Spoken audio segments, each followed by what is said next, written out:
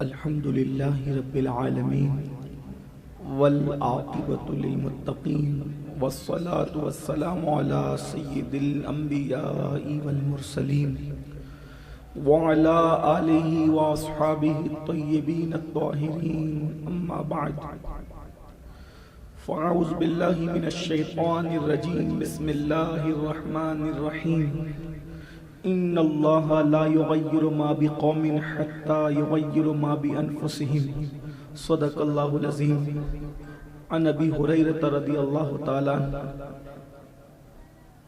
قال سيد الكونين صلى الله تعالى عليه وآله وسلم سيأتي زمان على أمتي يحبون خمسا وينسون خمسا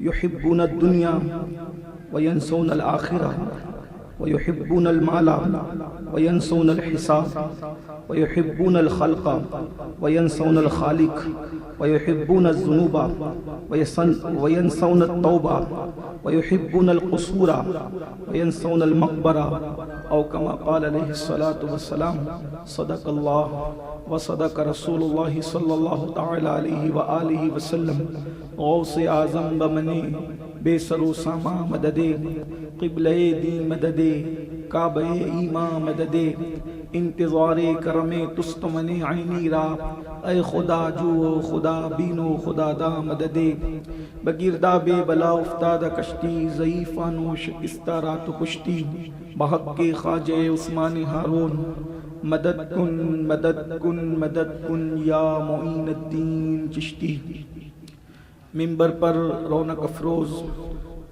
یادگار اسلاف بقیت السلف حضور محسن ملت پیر طریقت پیر سید ہاشمی میاں عرف پیر باپو مدظ اللہ العالی و جمیع عرش مقام سادات کرام علماء ذوی الاحترام حاضرین محفل پردہ نشین ماؤں اور بہنوں السلام علیکم ورحمت اللہ وبرکاتہ۔ اس وقت تو پوری دنیا کا مسلمان بے چین مضطرب بے قرار ہیں اور ہر انسان اس وقت تو سوچ میں ہے فکر میں ہے مسائل سے اتنا گھبرایا ہوا ہے مسلمان کہ مسلمان کو اب اپنے سائے سے بھی ڈر لگتا ہے۔ جو صبح آتی ہے ایک نئی مصیبت لے کر کے آتی ہے، جو صبح آتی ہے ایک نیا خونی پیغام لے کر کے آتی ہے، ایسا لگتا ہے ہر روز کربلا ہو رہا ہے، ہر روز جنازے اٹھ رہے ہیں، ہر روز بچیاں بیوہ ہو رہی ہے، ہر روز بچے یتیم ہو رہے ہیں، جوانوں کے خون سے دنیا بھر میں ہولی کھیلی جا رہی ہے، کہیں پر مکانات جو ہے خطرے میں ہے، کہیں پر مسجدیں خطرے میں ہے۔ یہ کسی ایک ملک کی بات نہیں ہو رہی ہے، پوری دنیا کے یہ حالات ہیں۔ جہاں حکمراں کلمہ پڑھنے والے ہیں وہاں کے حالات بھی بہت اچھے نہیں ہیں، اور جہاں پر حکمران کلمے کے منکر ہے وہاں کے حالات بھی بہت اچھے نہیں ہے، اور انسان مایوس ہے، مسلمان مایوس ہے۔ تقریباً 200 کروڑ مسلمان پوری دنیا کے اندر، یعنی تقریباً 2 ارب مسلمان پوری دنیا کے اندر ہے۔ سب سے زیادہ حکومتیں زمین پر کلمہ پڑھنے والوں کی ہے، سب سے زیادہ سرمایہ کلمہ پڑھنے والوں کے پاس ہے۔ جس زمین پر پیٹرول نکل رہا ہے وہ زمین کلمہ پڑھنے والوں کی ہے، جس زمین پر سونا نکل رہا ہے وہ زمین کلمہ پڑھنے والوں کی ہے۔ پھر کیا بات ہے جن کے پیروں کے نیچے پیٹرول ہے پھر وہ روٹی کے ٹکڑوں کو کیوں ترس رہے ہیں؟ جن کے پیروں کے نیچے سے سونا نکل رہا ہے پھر وہ راتوں کو نیند کی گولیاں لے کر بھی بستر پر بے چینی اور بے قراری کے عالم میں یہ کروٹیں کیوں بدل رہے ہیں؟ تو یاد رکھیے مسلمان کہلانا اور ہے، مسلمان بن جانا اور ہے۔ ابھی تک ہم مسلمان کہلاتے رہے ہیں، بڑی معذرت کے ساتھ آپ اس کو گالی مت تصور کیجئے گا، یہ حقیقت ہے، یہ سچائی ہے۔ مسلمان کہلاؤ گے کبھی کامیاب نہیں رہو گے، مسلمان بن جاؤ گے انشاءاللہ کامیابی قدم چومے گی۔ اللہ رب العزت قرآن مقدس میں ارشاد فرماتا ہے ان اللہ لا یغیر ما بقوم حتی یغیر ما بانفسہم۔ اللہ رب العزت کسی قوم سے اس وقت تک نعمتیں نہیں چھینتا جب تک وہ قوم خود ایسے حالات پیدا نہ کرے کہ اس سے نعمتیں چھینی جائے۔ ذرا غور تو فرمائے، کیسر و کسریٰ کی تاجداری آپ کو سونپی گئی تھی، اسی ملک ہندوستان میں 1000 سال تک حکومت آپ نے کی تھی۔ ایک وقت ہم پر ایسا بھی بیتا ہے کہ جب بادل گرجتا تھا برستا تو بادشاہ کہتا تھا مسلمان بادشاہ اے بادل تو جہاں چاہے جا کر کے برس، تو ہماری ہی حکومت میں برسے گا، ہماری حکومت کے باہر تو برس بھی نہیں سکتا۔ مشرق سے لے کر مغرب تک، شمال سے لے کر جنوب تک بر اعظموں پر کلمہ پڑھنے والوں کی حکومت تھی۔ لوگ آپ کے دروازے پر کاسے گدائی لے کر کھڑے تھے، لوگ آپ کے دروازے پر غلامی کیا کرتے تھے، لیکن کیا ہو گیا کہ اللہ اکبر، غلامی جن کے دروازوں پر کی جا رہی تھی آج وہ آقا بن گئے اور آقا غلام بن گئے۔ جو لوگوں کا پیٹ بھرتے تھے آج وہ روٹی کے ٹکڑوں کو ترس رہے ہیں، ان کی بیٹیاں سگنلوں پر برقع پہن کر کے بھیک مانگ رہی ہے، ان کی بچیاں لاجوں میں فروخت ہو رہی ہے، لاجوں میں بک رہی ہے۔ اس کی سب سے بڑی وجہ کیا ہے؟ اللہ اکبر، سب سے بڑی وجہ یہ ہے کہ مسلمان نہ رہا۔ اللہ کے رسول صلی اللہ علیہ وآلہ وسلم جیسا مسلمان بنانے کے لیے آئے تھے، آج ہم ویسے مسلمان نہیں ہیں، یاد رکھنا۔ اور جب تک وہ مسلمان نہیں بنو گے کامیابی قدم نہیں چوم سکتی۔ آج مسلمانوں کو دیکھو ہمارے دلوں میں کیا ہے، ہمارے دلوں میں کیا اللہ کی وہ محبت ہے جو اللہ کی محبت ہونی چاہیے، آخرت سے وہ محبت ہے جو محبت ہونی چاہیے، نیک اعمال سے وہ محبت ہے جو محبت ہونی چاہیے۔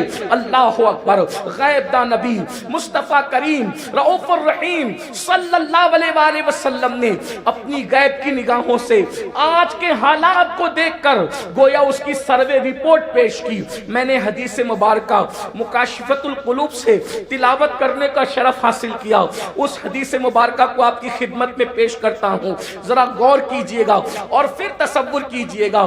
اللہ اکبر، مصیبتیں کیوں برس رہی ہے، تکلیف کیوں ہے، پریشانی کیوں ہے؟ اللہ اکبر، اللہ کے سچے رسول صادق و مصدوق مصطفیٰ کریم صلی اللہ علیہ وآلہ وسلم نے 5 باتوں کا ذکر فرمایا۔ 5 چیزوں سے محبت کریں گے اور 5 چیزوں کو بھول جائیں گے۔ اور اللہ کے حبیب علیہ السلام نے یوں تو ایک طویل یہ سلسلہ ہے مسلمانوں کے زوال کس کس چیز سے ہوگا، لیکن یہاں 5 چیزوں کا ذکر خاص کیا گیا۔ حجت الاسلام امام غزالی رحمت اللہ علیہ نے اس حدیث کو مکاشفۃ القلوب میں نقل فرمایا، اور اس کے بعد اس حدیث پر کچھ لوگوں نے جرا بھی کی ہے۔ البانی اور ان جیسے محدثین نے جو ہے اس پر جرا کی ہے، یہ وضاحت کے ساتھ، چونکہ ہمارے یہاں صوفیہ کا حدیث لینے کا انداز محدثین سے کچھ مختلف ہے، اور ہم محدثین کو بھی مانتے ہیں اور صوفیہ کو بھی مانتے ہیں، اس لیے جو حدیث صوفیہ بیان کرتے ہیں ہم اس پر بھی اعتبار کرتے ہیں۔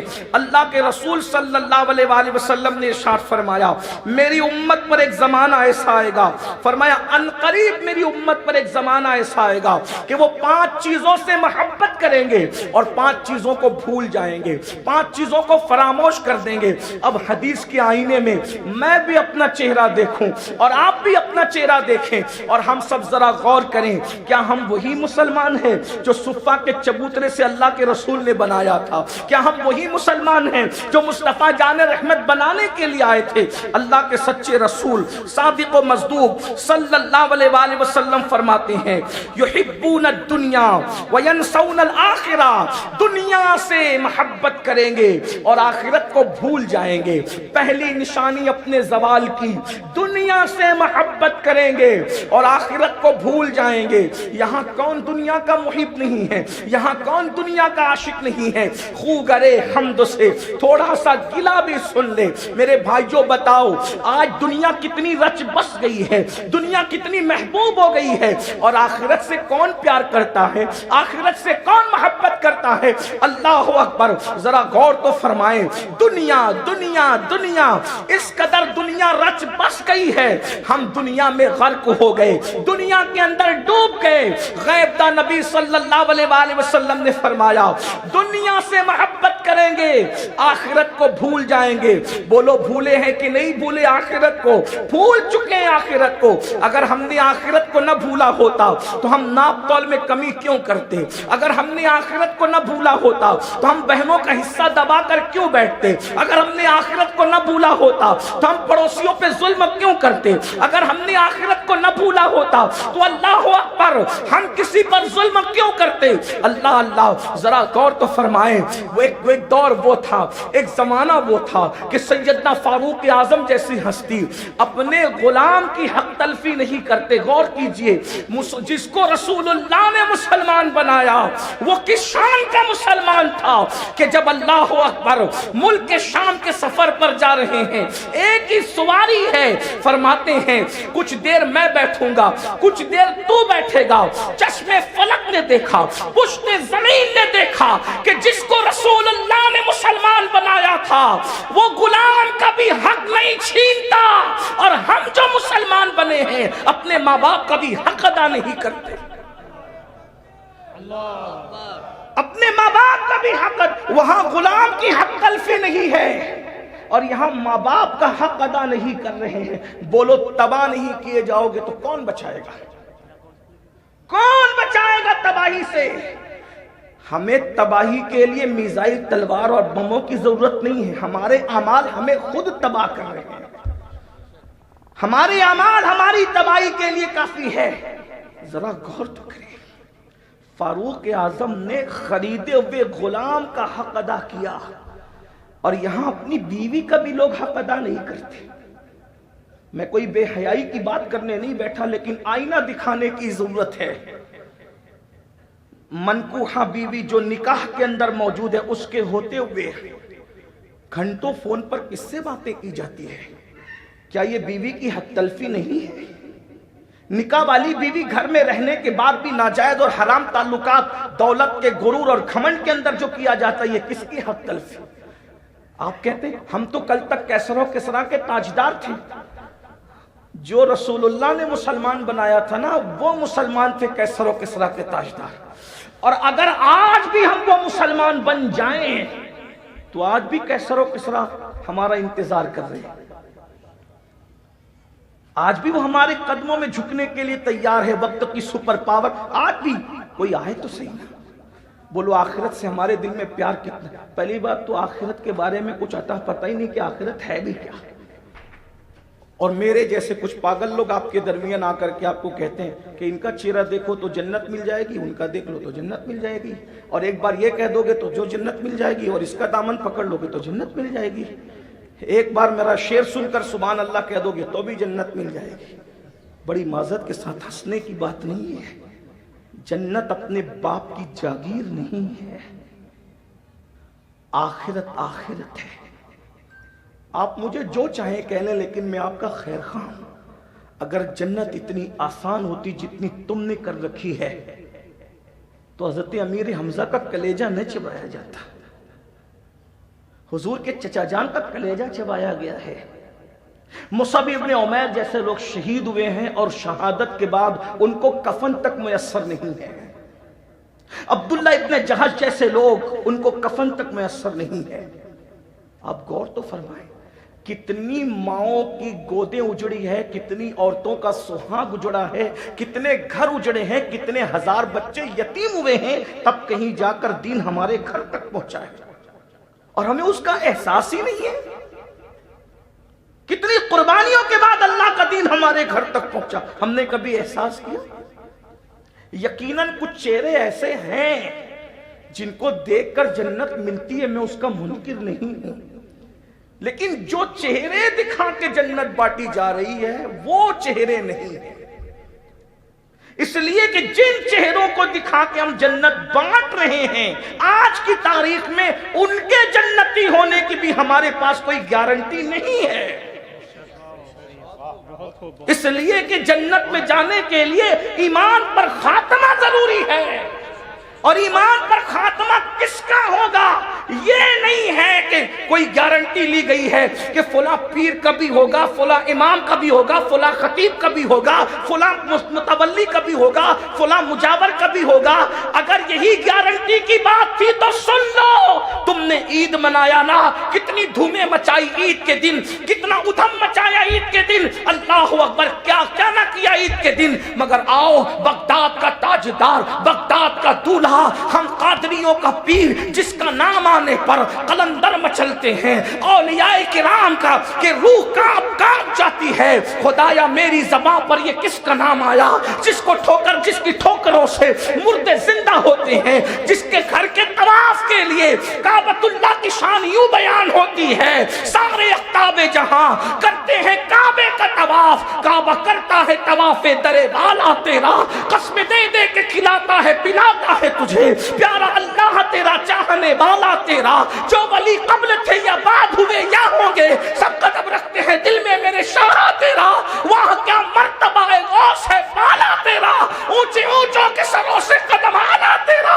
سر بھلا کیا کوئی جانے کہ ہے کیسا تیرا، اولیاء ملتے ہیں آنکھیں وہ ہے تلوار تیرا۔ نعرہ تکبیر، نعرہ رسالت، نعرہ رسالت، نعرہ رسالت۔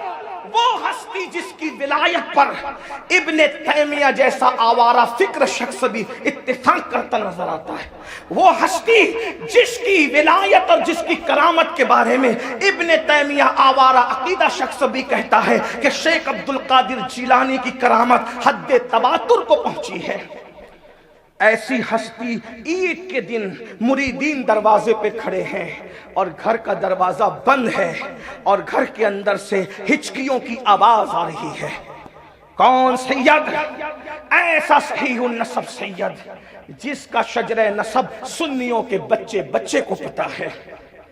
شیخ عبد القادر جیلانی، ان کے والد ابو صالح موسیٰ جنگی دوست، ان کے والد حضرت عبداللہ جیلی، ان کے والد سید محمد، ان کے والد سید داؤد، ان کے والد موسیٰ الثانی، ان کے والد سیدنا عبداللہ، ان کے والد موسیٰ الجون، ان کے والد عبداللہ المحض، ان کے والد امام حسن، ان کے والد مولا علی، ان کی بیوی سیدہ فاطمہ، ان کے والد محمد الرسول اللہ سید المعصومین۔ سبحان اللہ، سبحان اللہ، سبحان اللہ۔ کتابوں کے اندر ایک دو نام کم زیادہ ہیں لیکن یہ ان کا شجرہ نسب ہے۔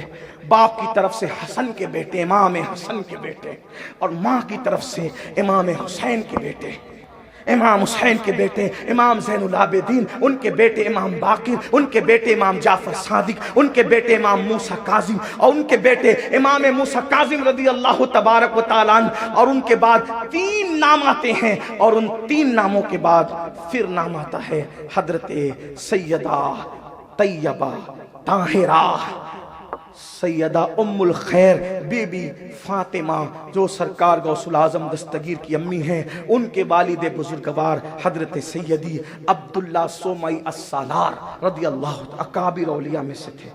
یہ ان کا شجرہ نسب، اور ہو کیا رہا ہے، ہو کیا رہا ہے، عید کے دن ہچکیوں سے رو رہے ہیں، دروازے پہ دستک ہوئی، دروازہ کھلا، مرشد عید مبارک، اور آج عید کا دن ہے، آنکھیں سوج گئی ہے روتے روتے، فرمایا بیٹے جاؤ، ہماری عید تو اس دن ہوگی جس دن ہمارا خاتمہ ایمان پر ہوگا۔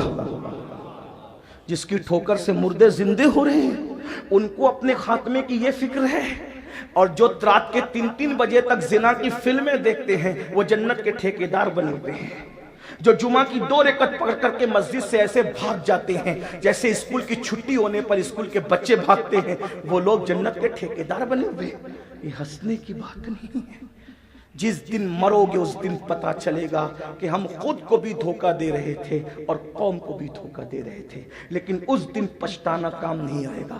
آج آخرت سے محبت کر لو، آخرت آخرت ہے، آخرت آخرت ہے۔ میں لمبی نہیں کرنا چاہتا، 5 میں حدیث کے جملوں کو اور فکرے کو آپ کے سامنے رکھ کر کے رخصت ہونا چاہتا ہوں۔ آخرت کیا ہے اس کو بس چند جملوں میں اتنا سمجھ لیں۔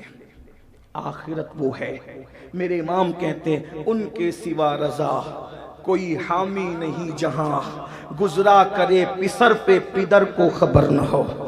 بیٹے پہ جو گزرے گی باپ کو بھی خبر نہیں ہوگا کہ میرے بیٹے پہ کیا گزر رہی ہے، کوئی کسی کا پرسان حال نہیں ہوگا۔ وہ آخرت ہے، اور آخرت میں پوچھا جائے گا ایمان کے بعد عمل کیا کیا۔ ہم آخرت سے محبت نہیں کرتے، کم کرتے، ایسی بات نہیں کرتے، آخرت بھول ہی گئے۔ حج کر کے آئے پھر بھی آخرت بھول گئے، نماز پڑھ رہے پھر بھی آخرت بھول گئے۔ لیکن آپ کو بتاؤں، جن کو جنت کی بشارتیں ملی تھی نا، وہ اتنا روتے تھے کہ کسی کی داڑھی تر ہو جاتی۔ چلیں اور کی کیا بات کرتے ہیں، سیدنا فاروق اعظم جن کو جنت کی بشارت ملی تھی، روتے روتے فکر آخرت میں چہرے پر آنسوؤں کے نشان پڑ گئے تھے۔ مولائے کائنات سید السادات سیدنا علی کرم اللہ تعالی وجہ الکریم آخرت کی فکر میں ایسے روتے تھے جیسے سانپ کا ڈسا ہوا تڑپتا ہے۔ سانپ کسی کو ڈس لے وہ کس طرح تڑپتا ہے، مولائے کائنات آخرت کو یاد کر کے تڑپتے تھے۔ کون مولائے کائنات بھائی؟ جس کے بارے میں آقا فرماتے میرا علی جس کو چٹھی دے دے وہ پلسرات سے گزرے گا۔ فرمایا یا علی انت قسیم الجنت والنار، اے علی تو جنت اور جہنم کا تقسیم کرنے والا ہے۔ مالک جنت نبی ہے، قسیم جنت میرا علی ہے۔ اور وہ آخرت کو یاد کر کے تڑپ رہے اس طرح جیسے سانپ کا ڈسا ہوا تڑپتا ہے۔ رسول اللہ کی وہ زوجہ جس کے بارے میں آقا فرماتے ہیں کہ عائشہ میری دنیا میں بھی بیوی ہے اور آخرت میں بھی بیوی ہے، وہ سیدہ عائشہ صدیقہ آخرت کو یاد کر کے اتنا روتی تھی کہ آپ کا دوپٹہ جب صبح کو نچوڑا جاتا تو ایسا لگتا ہے جیسے دوپٹہ دھو کر پانی سے نچوڑتے ہیں، ویسے پانی کی بجائے آنسو ٹپکتے تھے آپ کے دوپٹے سے۔ رسول اللہ کی بیوی مالک جنت کی بیوی آخرت کو یاد کر کے اتنا روئے، اور ہماری بیویاں سیریل دیکھ کر اور 10 بیویوں کی کہانی پڑھ کے سمجھے ہم تو جنت میں جائیں گے نا بابا۔ نہ کبھی نماز ہے، خود کلمہ نہیں آتا۔ جن ماؤں کو کلمہ نہیں آتا ان کے بچے غوث اعظم کے غلام کیسے ہو سکتے ہیں؟ یہ دکھ ہے ہمارا، یہ ہمارا اللہ کے رسول علیہ السلام نے فرمایا دنیا سے محبت کریں گے، یحب الدنیا وینسون الآخرہ۔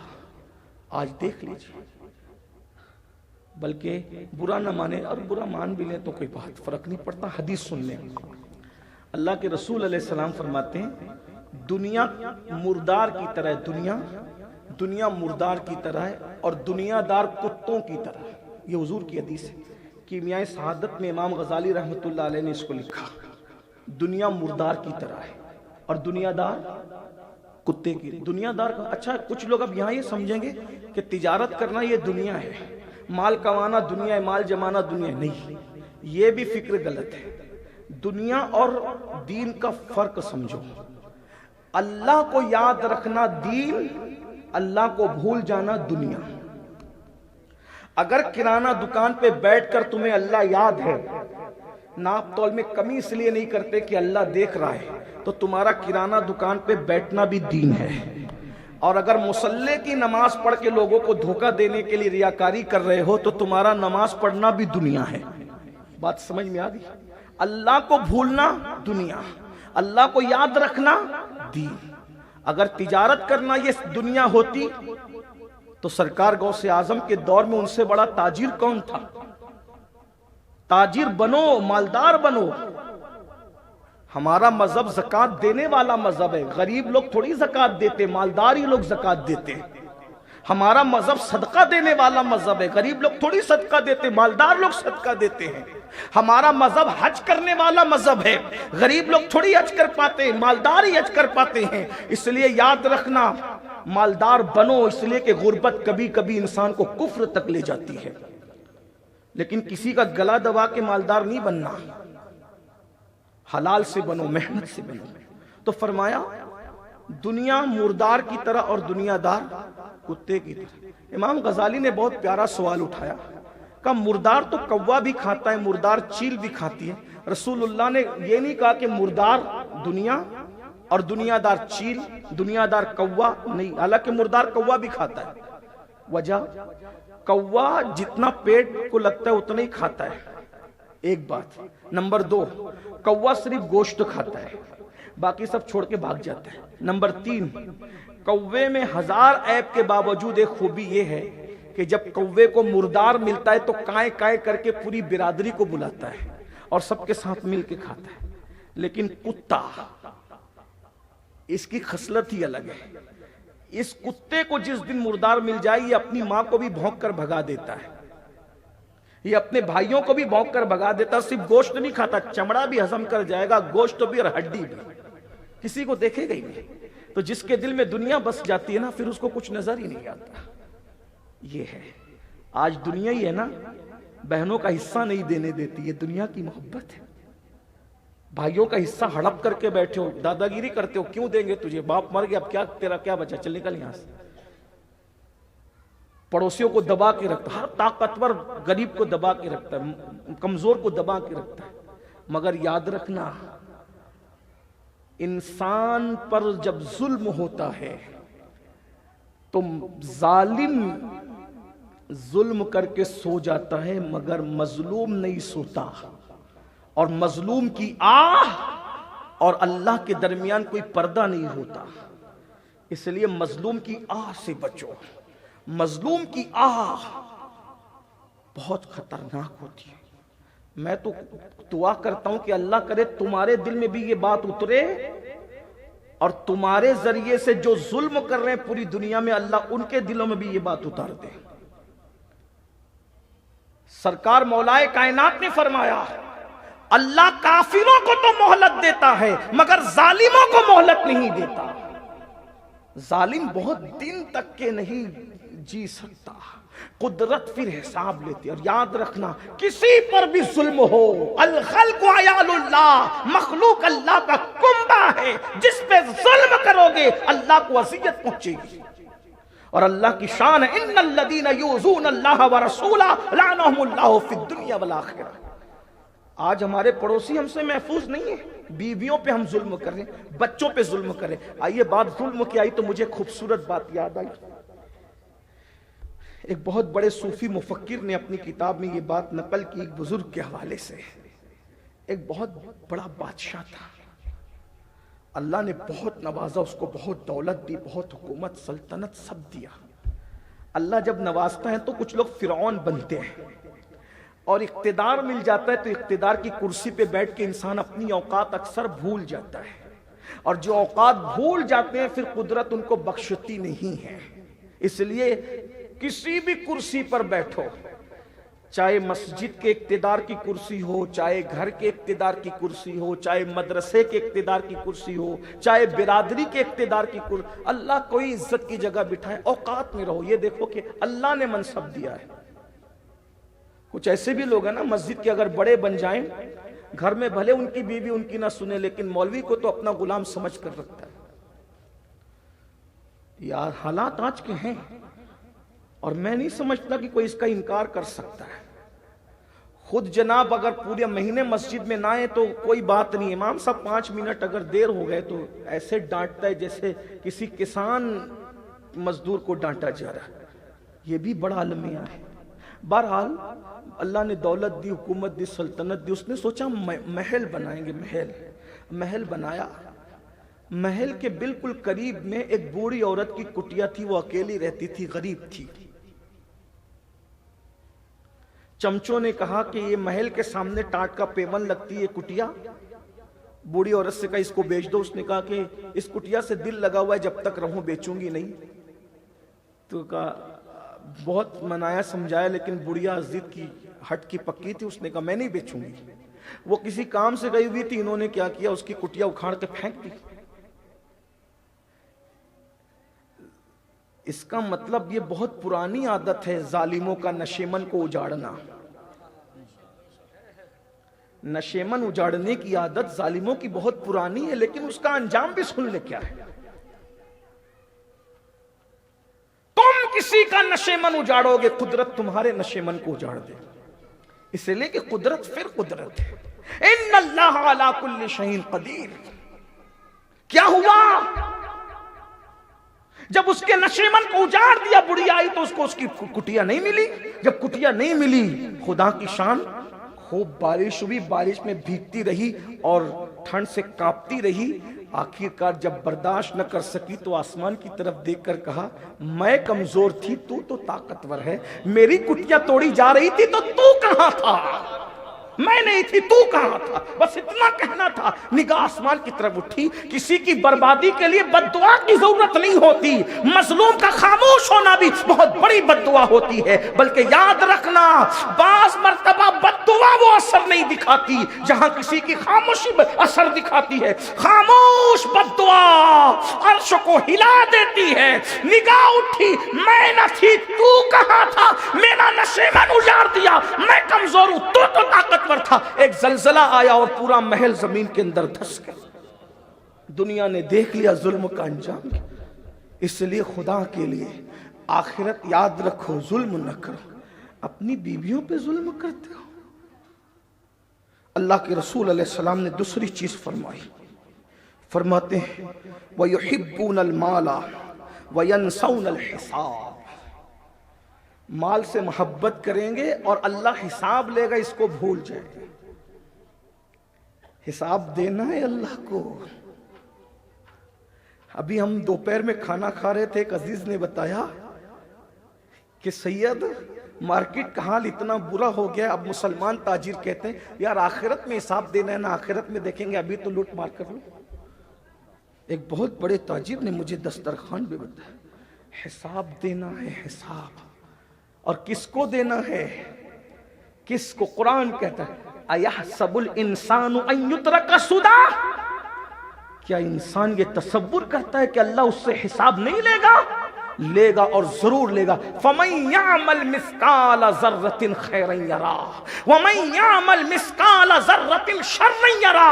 एक जर्रे के बराबर नेकी की होगी अल्लाह वो भी दिखाएगा, एक जर्रे के बराबर बुराई की होगी अल्लाह वो भी दिखाएगा। हिसाब ले।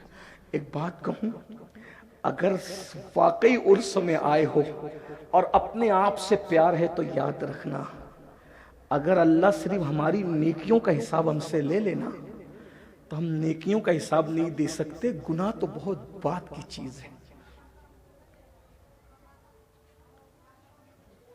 तफसीर इब्ने कसीर में हाफिज इब्ने कसीर लिखते हैं कि क़यामत के दिन अल्लाह हजरत ईसा अलैहिस्सलाम से सिर्फ एक सवाल करेगा, एक सवाल।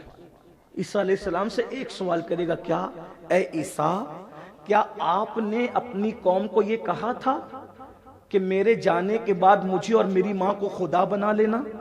एक सवाल अल्लाह करेगा, हिसाब लेने के लिए नहीं, सिर्फ ईसाइयत को रुसवा करने के लिए, ईसा अलैहिस्सलाम पे लगे हुए इल्जाम को क्लियर करने के लिए, वो इजहार मोहब्बत के लिए हिसाब नहीं लेगा, सिर्फ सवाल करेगा। हदीस पाक में आता, अल्लाह के रसूल फरमाते हैं एक सवाल अल्लाह हजरत ईसा से करेगा, हजरत ईसा पर अल्लाह का खौफ इतना तारी होगा कि ईसा अलैहिस्सलाम के हर बाल से खून की फुहारें निकलेंगी अल्लाह के खौफ की वजह से।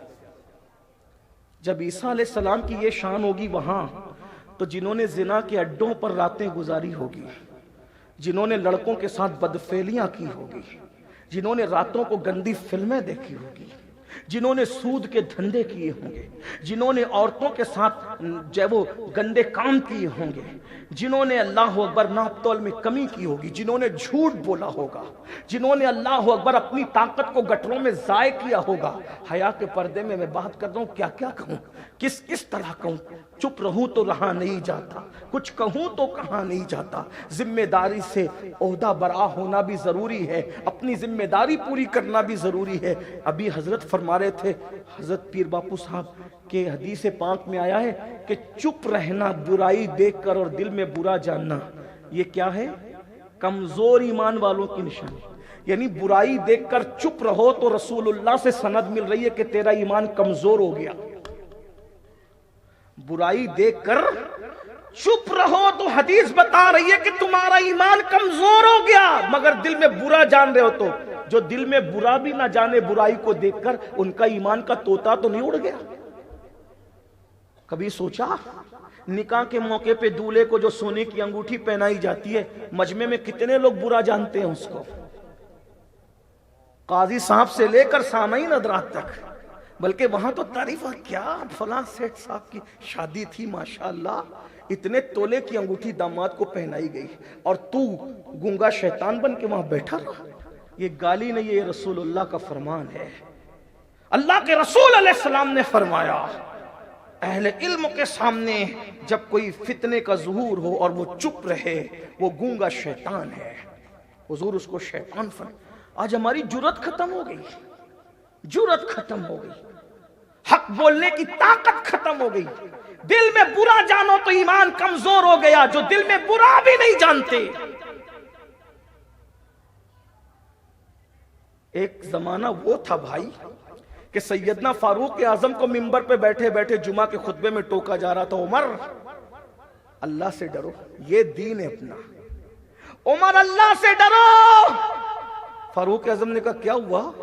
تو کہا ایک ایک چادر سب کو ملی تھی، جب ہم درمیانہ قد کے لوگوں کو جبہ نہیں بنا ایک چادر سے، تو تمہیں کیسا بنا؟ تو تم نے 2 کیوں لی؟ اور جب 2 لی تو اللہ سے ڈرتے نہیں آپ؟ فاروق اعظم کو ٹوکا جا رہا ہے، بھائی یہاں 4 لوگ جس کے ماننے والے ہو جائیں اس کو ٹوکیے، پھر دیکھیے کیا انجام ہوتا ہے۔ لیکن یہ رسول اللہ کے بنائے ہوئے مسلمان تھے۔ فاروق اعظم نے فرمایا سوال اچھا کیا، احسان کیا مجھ پہ، لیکن جواب میں نہیں، میرا بیٹا دے گا۔ اور دنیا نے دیکھا مسجد نبوی کے منبر پر 3 بر اعظموں کا حاکم منبر پر بیٹھا ہوا ہے، اور ان کا بیٹا صفائی پیش کرتے ہوئے کہتا ہے تم نے سچ کہا کہ ایک ایک چادر سب کو ملی تھی، تمہارے جبے نہ بنے، میرے ابا کا قد لمبا ہے، ان کا جبہ کیسے بن گیا؟ میرے ابا کے پاس دوسرا جبہ نہیں تھا، پہلا پھٹ گیا تھا، تو میں نے ابا سے کہا جب میرا بھی نہیں بنے گا آپ کا بھی نہیں بنے گا، تو میری چادر آپ لے لیں اور 2 چادروں سے آپ اپنا جبہ بنا لیں۔ دیکھ رہے ہیں یہاں تو آپ ٹوک کر دیکھیے، اگر عرس کے خرافات میں عرس و کمیٹی کو ٹوک کر دیکھیے تو 4 گالی دیں گے۔ امیر القادری کو بلایا کس نے تھا؟ ہار پہنانے والے کا گایا نہیں تھا، اس کو بلانا نہیں، یہ فتنہ کر کے گیا ہے، نہ حق بول سکتے نہ حق سن سکتے۔ مگر یاد رکھنا جن کو یہ یقین ہے کہ میرا رزاق صرف اللہ ہے، مجھے عزت دینے والا صرف اللہ ہے، ذلتوں کا مالک صرف اللہ ہے، تو پھر وہ کسی کی پرواہ نہیں کرتے۔ ہمیں حق بولنا ہوگا، ہمیں شادیوں میں ہونے والے خرافات پر بھی بولنا ہوگا، اور عرس میں ہونے والے خرافات پر بھی بولنا ہوگا۔ ہمیں مسجد کے اندر ہونے والے کرپشن کے خلاف بھی بولنا ہوگا، اور دکانوں میں اور مارکیٹوں میں ہونے والے کرپشن کے خلاف بھی بولنا ہوگا۔ جب تک حق بولو گے نہیں حق تک پہنچو گے نہیں، اور جب تک روکنے ٹوکنے کا سلسلہ چلتا رہے گا کرپشن کبھی جنم نہیں لے سکتا۔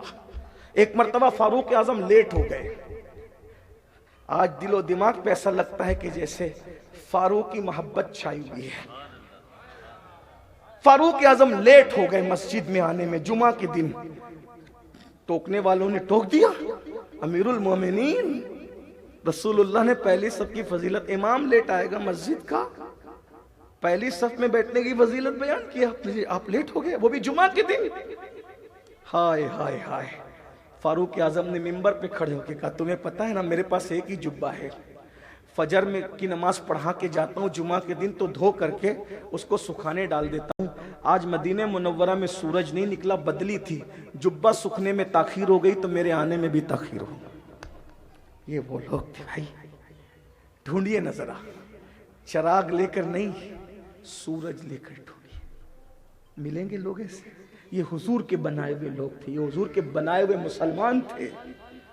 آج تو جس کو سب سے زیادہ کرپشن کرتے دیکھو سمجھ جاؤ، اب تو لوگ مسلمانوں کے محلے میں بھی رہنا پسند نہیں کرتے، کہ جو محلہ سب سے زیادہ گندا ہوگا وہ مسلمانوں کا محلہ ہوگا، بچے ننگے گھوم رہے ہوں گے مسلمانوں کا محلہ ہوگا، جہاں کا حال یہ ہوگا کہ بدبو آ رہی ہوگی، یہ حال بنا لیا۔ ایک دور وہ تھا کہ لوگ مسلمانوں کے محلے میں رہنے کے لیے ترستے تھے کہ سب سے زیادہ صفائی کہیں ہوگی تو مسلمانوں کے محلے، سب سے زیادہ دل جوئی کہیں ہوگی تو مسلمانوں کے محلے۔ بہرحال تو آقا فرماتے ہیں مال سے محبت کریں گے، حساب کو بھول جائیں۔ یہ یاد رکھنا کہ اللہ حساب لے گا، اور اللہ لے گا بھائی، وہاں کوئی منہ نہیں دیکھا جائے گا، وہاں کوئی حسب نسب نہیں دیکھا جائے گا، وہاں کوئی ڈگری نہیں دیکھی جائے گی، کالا گورا نہیں دیکھا جائے گا، عربی اجمی نہیں دیکھا جائے گا، اللہ حساب لے گا۔ امام اعظم جیسے لوگ داڑھی پکڑ پکڑ کر کے رات رات بھر روتے تھے، کہتے اللہ نعمان کے بڑھاپے پہ رحم فرما، تو کیا حساب لے گا اور میں تجھے کیا جواب دوں؟ ایک بات بتاؤں، اسی پر چلے بات ختم کر دیتا ہوں، آگے نہیں پڑھتا، بہت بڑی بات کہنے جا رہا ہوں، اگر سمجھتے ہو تو سمجھ لینا حساب کسے کہتے ہیں، حساب کسے کہتے ہیں سمجھ لینا، میں بات یہیں پر تمام کر دوں۔ توجہ، غور کیجیے، دھیان دیجیے۔ آپ سوچ سکتے ہیں حساب کے معاملے کو لے کر کون کون رو سکتا ہے، سوچئے کون کون رو سکتا ہے۔ اب میں اینڈ کر رہا ہوں بات کو، امام منذری ہو، ابن اسحاق سے لے کے صاحب ضیاء النبی تک جس نے رسول اللہ کی سیرت لکھی، 99% لوگوں نے یہ واقعہ لکھا جس کو میں پیش کر رہا ہوں، اور درجنوں کتابوں کا اتنے مجموعہ اپنے الفاظ کے جامع میں اس کا خلاصہ پیش کر رہا ہوں۔ بس بہنوں کی خاص توجہ آپ کی بھی۔ میدان محشر کیوں ہے؟ کیوں ہے؟ ہم سے کوئی پوچھے تو ہم صرف اتنا کہتے ہیں کہ فقط اتنا سبب ہے انعقاد بزم محشر کا کہ ان کی شان محبوبی دکھائی جانے والی ہے۔ اللہ فرما رہا ہے وَلَا سَوْفَ يُعْتِيكَ رَبُّكَ فَتَرْضَىٰ، اے محبوب آپ کا رب عنقریب آپ کو اتنا عطا کرے گا کہ آپ راضی ہو جائیں گے۔ قیامت کے دن کسی کی نہیں چلے گی، ایک ہستی ہوگی ان کی چلے گی بس۔ فرمایا جائے گا سر اٹھائیے، آپ کی سنی جائے گی، جو کہنا ہے کہیے، آپ جو کہیں گے سنی جائے گی۔ انہوں نے فرمایا شفاعتی لأہل الکبائر من امتی، میری شفاعت میری امت کے بڑے گنہگاروں کے لیے ہے۔ اب سن لیجئے، سب کا حساب ہوگا، کون بچائے گا؟ اگر آپ کے سمجھ میں بات آ رہی ہے تو جواب دے دے، سب کا حساب ہوگا تو کون بچائے گا؟ جس کا نام آ رہا ہے زبان پہ بول دے، پتہ ہے تو بول دے، ورنہ کوئی بات نہیں۔ کون بچائے گا؟ بولو بھائی کون بچائے گا؟ ہمارے حضور بچائیں گے، مل کے بولو کون بچائے گا؟ ہمارے حضور بچائیں گے۔ حضور شافعی یوم النشور ہے، حضور علیہ السلام صاحب مقام محمود ہے، حضور علیہ السلام ساقی حوض کوثر ہے، حضور علیہ السلام مالک جنت ہے، حضور علیہ الصلوۃ والتسلیم کی مرضی پر جنت اور جہنم کے فیصلے ہوں گے۔ حتیٰ کہ میرے آقا فرماتے ہیں قیامت کے دن ابراہیم خلیل اللہ جیسا نبی بھی میری طرف دیکھے گا، یعنی ابراہیم کو بھی احتیاج ہوگی تو میرے نبی کی احتیاج ہوگی۔ امام کہتے ہیں وہ جہنم میں گیا جو ان سے مستغنی ہوا ہے خلیل اللہ کو حاجت رسول اللہ کی۔ سارے انبیاء میرے نبی کے پرچم کے نیچے ہوں گے۔ آقا فرماتے ہیں ہر نبی میرے جھنڈے کے نیچے ہوگا۔ ولا فخر، میں اس پہ فخر نہیں کرتا۔ ارے میں کیوں فخر کروں کہ وہ میرے جھنڈے کے نیچے ہوں گے؟ یہ مقام تو ان کے فخر کرنے کا ہے کہ اللہ ان کو میرے جھنڈے کا سایہ عطا فرمائے گا۔ جس کے جھنڈے کے سائے سارے نبی ہوں گے، ان کے زیر لوا آدم و من سوا، ذرا غور تو کریں کیا شان ہوگی ان کی۔ فقط اتنا سبب ہے انعقاد بزم محشر کا کہ ان کی شان محبوبی دکھائی جانے والی ہے۔ جرم کھلتے جائیں گے اور وہ چھپاتے جائیں گے۔ کیا کیا شان ان کی بیان کی جائے۔ وہ میزان پر آ کر کے لوگوں کی نیکیوں میں اضافہ کرنا چاہیں تو کر لیں گے۔ وہ پلسرات پر ہاتھ پکڑ کے پار لگا دیں گے، اللہ اکبر، وہ ہاتھ پکڑ کے جنت میں داخل کر لیں گے۔ یہ شان ہے ان کی۔ لیکن اب سن لو ذرا، جن کے رتبے ہیں سوا ان کو سوا مشکل ہے۔ ہم حرام کھا کر، حرام کما کر، نافرمانیاں کر کے، ساری گندگی کر کے بھی حساب سے نہیں ڈرتے، حساب کا خیال نہیں آتا۔ اب اپنے نبی کی سیرت کا یہ واقعہ سن لیں۔ امام منذری کے حوالے سے پیش کر رہا ہوں، ورنہ سیرت کی تمام کتابوں میں کم و بیش یہ واقعہ موجود ہے، لیکن اپنے الفاظ کے جامع میں پیش کر رہا ہوں۔ حضور علیہ السلام خود، اب سن لیں، ہمارا عقیدہ یہ کہ قیامت کے دن حضور سے حساب نہیں ہوگا، کیونکہ وہ تو شفیع ہیں، وہ تو وکیل ہیں، وہ تو اللہ رب العزت کی بارگاہ میں لوگوں کے شفیع بنے ہوئے ہیں، شفیع المذنبین ہیں۔ اوروں کی طرح ان کا حساب نہیں ہوگا، اوروں کی طرح ان کا حساب نہیں ہوگا، لیکن وہ بھی یوم حساب کو یاد کر کے روتے ہیں۔ غور کیجئے، یوم حساب کو یاد کر کے روتے ہیں، اور کس چیز کا جواب دینے پر روتے ہیں ذرا اس چیز کو بھی سن لیں۔ یعنی یہ نہیں کہ بلڈنگ کا جواب دینا ہے، اس پر نہیں رو رہے، اس پر نہیں رو رہے۔ بہت بڑی حکومت کر لی، اس کا جواب دینا، اس پر نہیں رو رہے۔ سید المعصومین ہے، خطا گناہ کبھی ان کے قریب سے گزر کر بھی نہیں گیا ہے، اپنے اعمال پر نہیں رو رہے۔ رونا کس چیز پر ہے اب دھیان سے سنیے۔ راوی بیان کرتے ہیں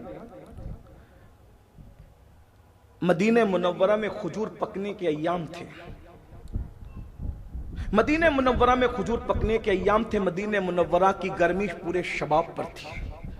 مدینہ منورہ کی گرمی اتنی مزیدار ہوتی ہے کہ 48 اور 49 ڈگری تک بھی پہنچتی ہے، کبھی کبھی 50 ڈگری تک بھی لوگوں نے مجھے بتایا۔ ہم نے خود وہاں پر اپنا وقت گزارا اللہ کی عطا سے۔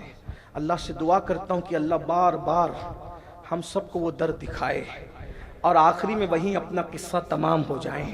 مدینے جاؤں پھر آؤں مدینے پھر جاؤں، اسی میں عمر دو روزہ تمام ہو جائے۔ مر کے جیتے ہیں جو جاتے ہیں مدینے کو حسن، جی کے مرتے ہیں جو آتے ہیں مدینہ چھوڑ۔ اگر عاشقوں کو جنت اور مدینے میں اختیار دیا جائے کہ آج کی تاریخ میں جنت جاؤ گے یا مدینے جاؤ گے، تو عاشق کہے گا جہاں محبوب ہے وہیں جائیں۔ بہرحال مدینہ منورہ کی گرمی پورے شباب پر ہے، کھجور پکنے کے ایام ہے۔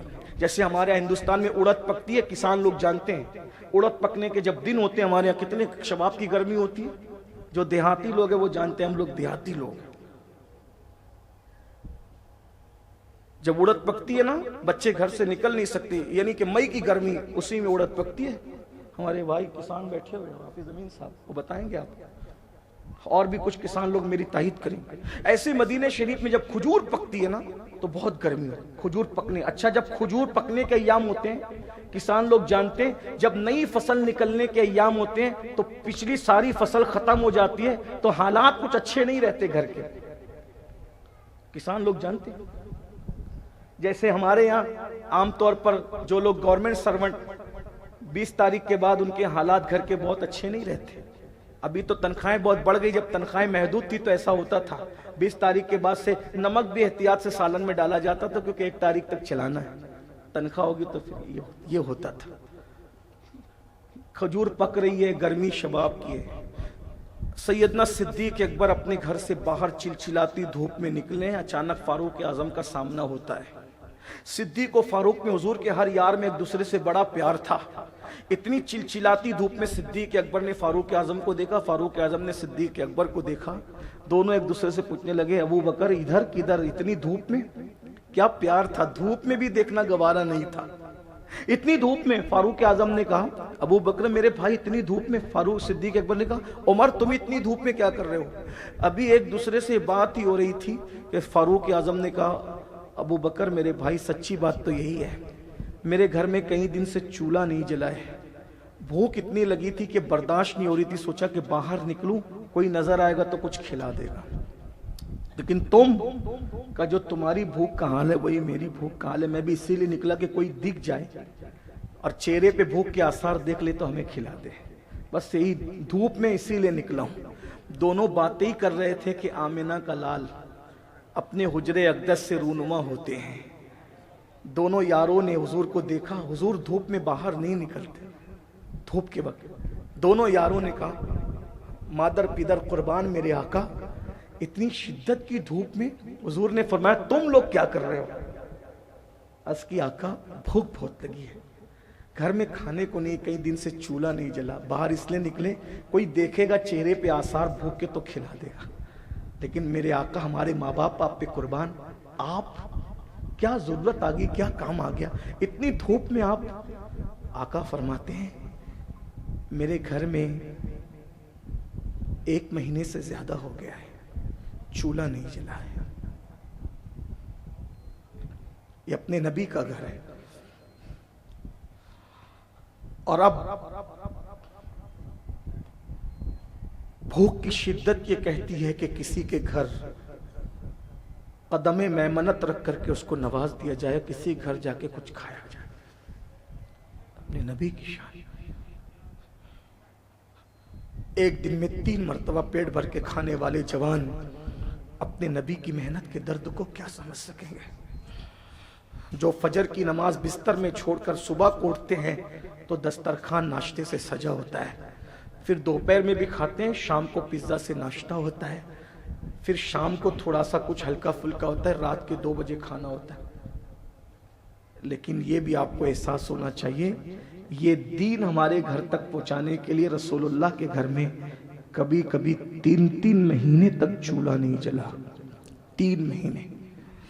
ام المومنین سیدہ عائشہ سے پوچھا کہ جب حضور کے گھر میں 3 مہینے تک چولہا نہیں جلتا تھا تو تم لوگ کھاتے کیا تھے؟ تو ام المومنین فرماتی ہے قالت اسودین، 2 کالی چیزوں پہ ہم گزارا کر لیتے تھے، کھجور کھاتے تھے اور اس کے اوپر پانی پی لیتے، یہ ان کے گھر کا حال تھا۔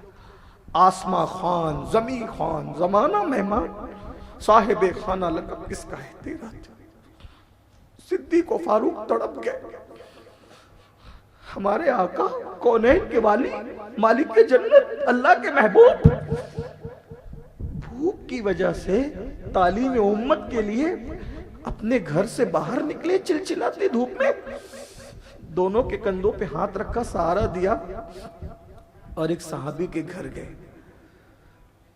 اس صحابی کے گھر گئے، وہ صحابی مالدار تھے، وہ باغ میں تھے، آقا کو دیکھا، صحابہ کو دیکھا، جلدی جلدی ایک اچھی قسم کی تازہ کھجوریں توڑی، آقا کے سامنے رکھ دیا، حضور تھوڑی دیر اس کو کھائیں، میں ابھی کھانا بناتا ہوں۔ جلدی سے بکری کا بچہ ذبح کیا، روٹیاں تیار کرائی اور گرم گرم سالن اور روٹیاں حضور کے سامنے رکھی۔ سرکار علیہ السلام کبھی کھانے کو دیکھتے، کبھی میزبان، کبھی کھانے کو، کبھی میزبان، کبھی کھانے کو، کبھی میزبان۔ میزبان کہتے آقا کھانے ہی تو آئے تھے، اب کھا لے مالک، سب تو آپ ہی کا ہے۔ آقا فرماتے ہیں کیسے کھا لوں؟ جب تازہ کھانے پہ نظر گئی تو اپنی بیٹی کی بھوک یاد آ گئی۔ جتنے دن سے میں بھوکا ہوں اتنے دن سے میری فاطمہ بھی بھوکی، اب میں کھاتا ہوں تو میری فاطمہ کو کون کھلائے گا؟ میری بیٹی بھی اتنے ہی دن کی بھوکی ہے جتنے دن کا میں بھوکا ہوں، اگر اجازت دو تو میں تھوڑا سا کھانا فاطمہ کو بھجوا دوں۔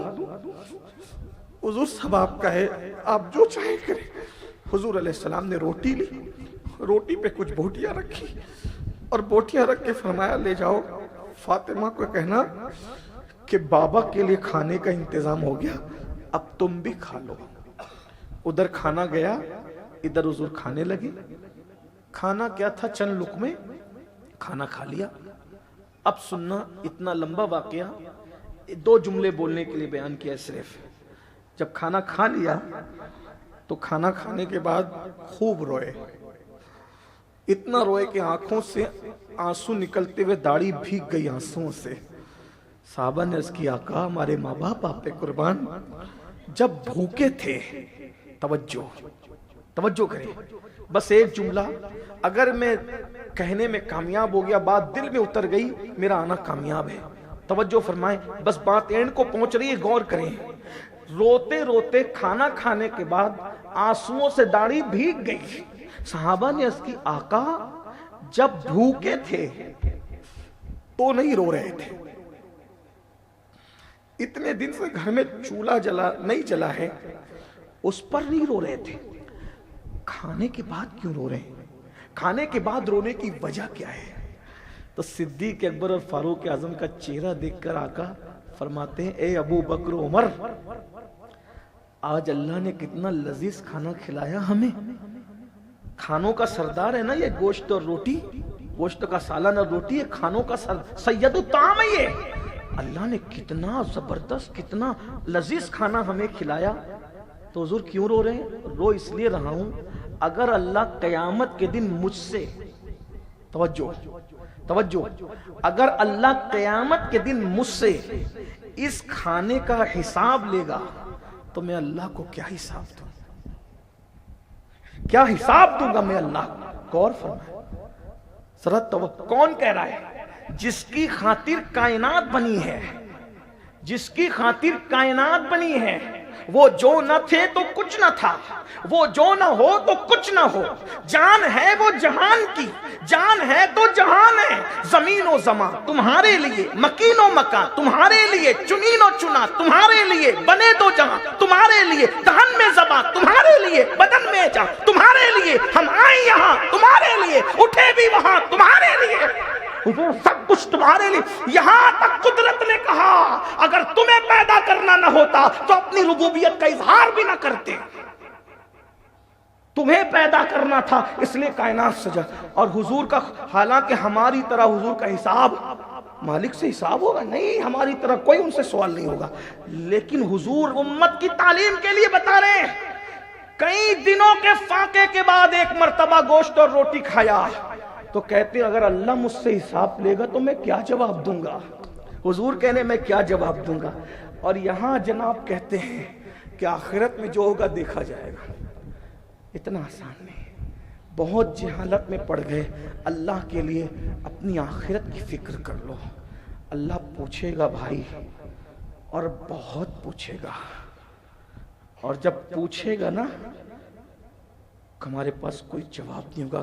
پوچھنے کی شان قرآن بیان کرتا ہے، وَتُكَلِّمُنَا أَيْدِيهِمْ وَتَشْهَدُ أَرْجُلُهُمْ بِمَا كَانُوا يَكْسِبُونَ. تمہارے منہ پر مہر لگا دے گا اور تمہارے اعضاء اللہ سے کلام کریں گے، کیا کیا کیا تھا سب بتائیں. آج لے ان کی پناہ، آج مدد مانگ ان سے، پھر نہ مانیں گے قیامت میں. اگر مان گیا. میں اپنی گفتگو کو یہیں پر پوری کرتا ہوں. پوری ماشاء. ہمارے باپو فرما رہے کہ 15 منٹ اور بول دیں، تو کیا میں بول دوں اور بات حدیث پوری کر دوں؟ ماشاء. فرمایا اللہ کے رسول وَيُحِبُّونَ الْمَالَ وَيَنْسَوْنَ الْآخِرَةَ وَيَنْسَوْنَ الْحِسَابَ. مال سے محبت کریں گے. اچھا، مال سے محبت بری چیز بھی نہیں ہے، لیکن مال کی محبت آخرت کو بھلا نہ دے، بس اتنا یاد رکھنا.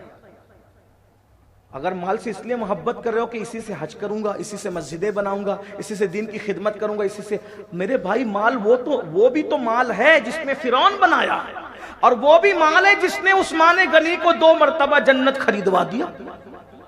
جب جنگ تبوک کے موقع پہ حضور علیہ السلام کے پاس وہ مال لے کر کے آئے نا، تو حضور علیہ السلام نے کہا آج کے بعد عثمان کچھ بھی کرے اللہ اس کو جنت ہی عطا فرمائے گا. تیسری چیز فرمایا وَيُحِبُّونَ الذُّنُوبَ وَيُحِبُّونَ الذُّنُوبَ وَيَنْسَوْنَ التَّوْبَةَ. گناہوں سے محبت کریں گے اور توبہ کو بھول جائیں گے. آج گناہ ہے لیکن توبہ نہیں. حالانکہ قرآن کہتا ہے مومن کی صفت، جنتیوں کی صفت، جنتیوں کی پہلی صفت ہے توبہ. التائبون العابدون الحامدون. دیکھ رہے ہیں جنتیوں کی جو اللہ نے صفت بیان فرمائی نا مومنین کی. دیکھو قرآن شروع کرتا ہے یہاں سے، ان اللہ اشتری من المؤمنین انفسهم واموالهم بان لهم الجنہ. مومن وہ ہے جن کی جان اور مال کو اللہ نے جنت کے بدلے خرید لیا ہے. وہ کون لوگ ہیں؟ یقاتلون فی سبیل اللہ فیقتلون ویقتلون وعدا علیہ.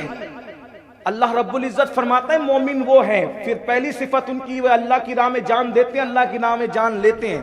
پھر کیا ہے؟ یہ وہ لوگ ہیں اللہ تبارک و تعالیٰ نے جن سے وعدہ کیا ہے. اور اللہ تعالیٰ نے وعدہ کہاں بیان کیا؟ اللہ پاک ارشاد فرماتا ہے ان اللہ اشتری من المؤمنین انفسهم واموالهم بان لهم الجنہ یقاتلون فی سبیل اللہ فیقتلون ویقتلون وعدا علیہ حقا فی التوراۃ والانجیل والقرآن. اللہ نے توریت، انجیل اور قرآن میں ان سے وعدہ کیا ہے. اور پھر اس کے بعد آگے مضمون آتا ہے. اب ان کی صفات کیا ہے؟ یہ جنتیوں کو جو دیکھو گے جنتی دیکھ سکتے ہو کیا صفات ہے. التائبون العابدون الحامدون الساححون الراکعون الساجدون الآمرون بالمعروف والناہون عن المنکر والحافظون لحدود اللہ وبشر المؤمنین. ان کی صفت کیا؟ التائبون العابدون الحامدون.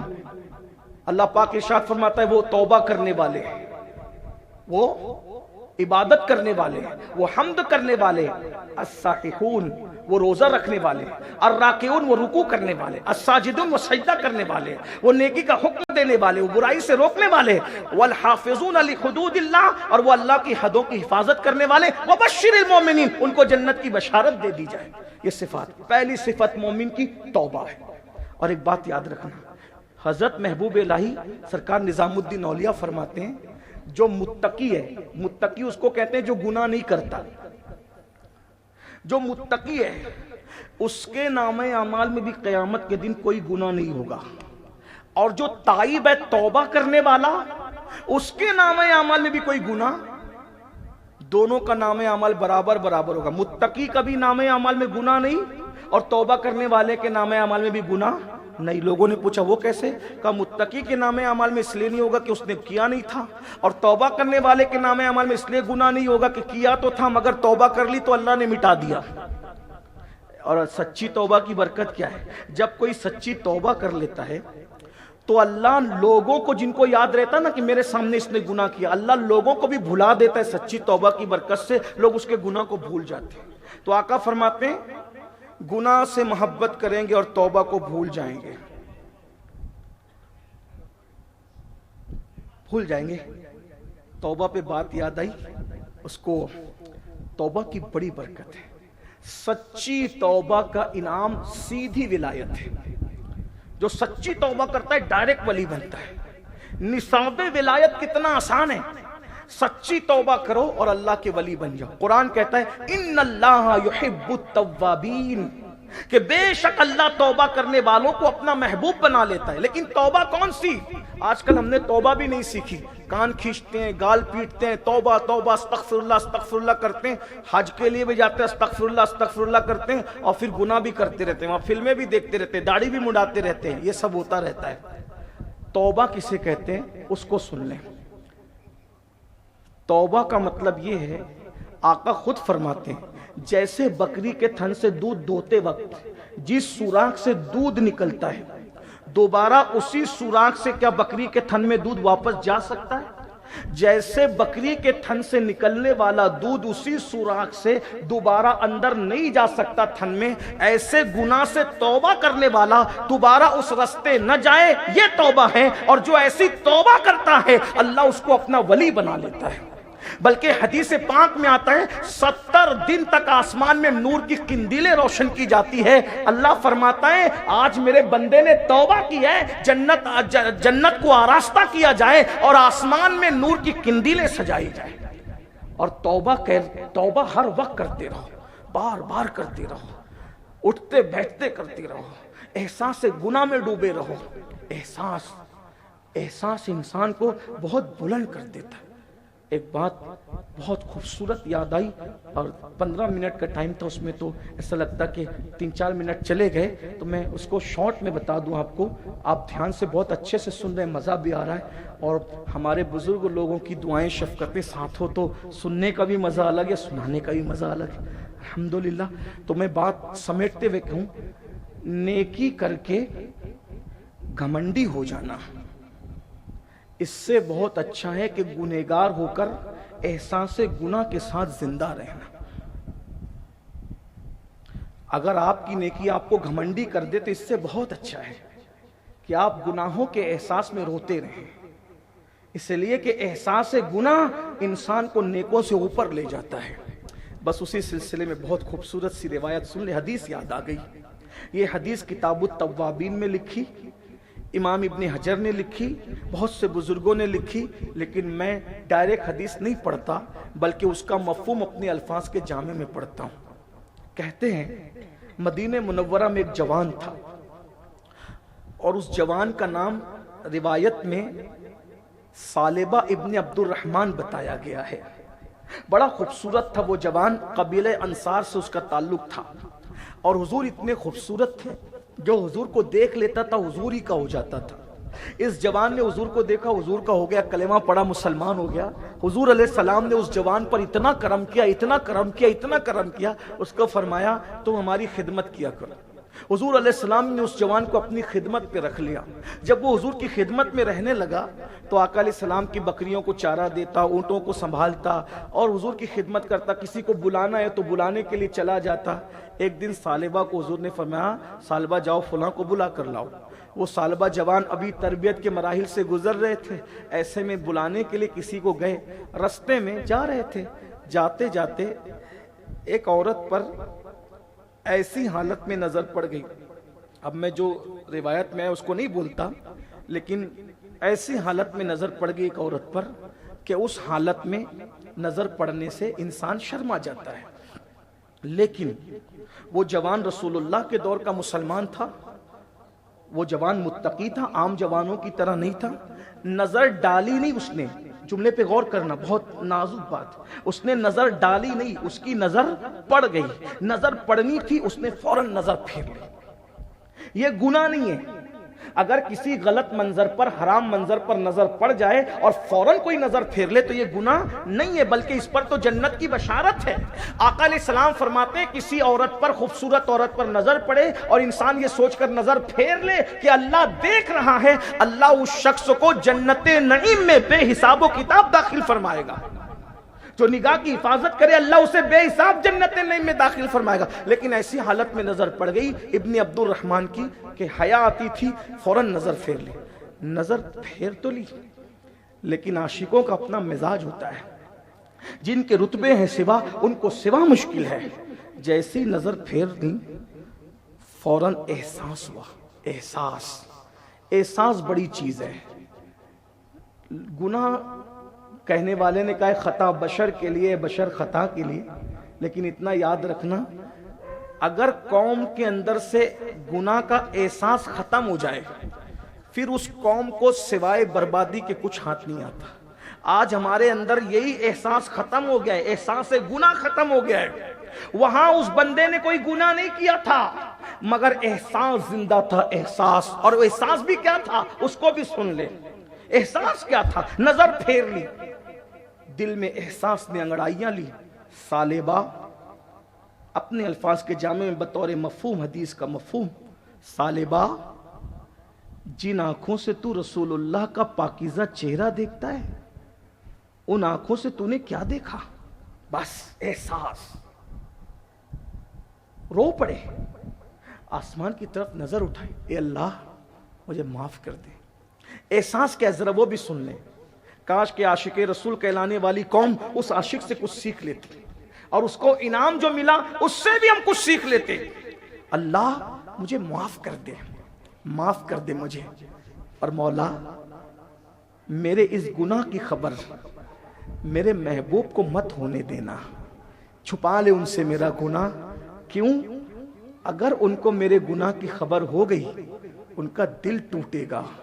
میں ہر تکلیف سہ سکتا ہوں, محبوب کا دل ٹوٹے مجھے گوارا نہیں ہے.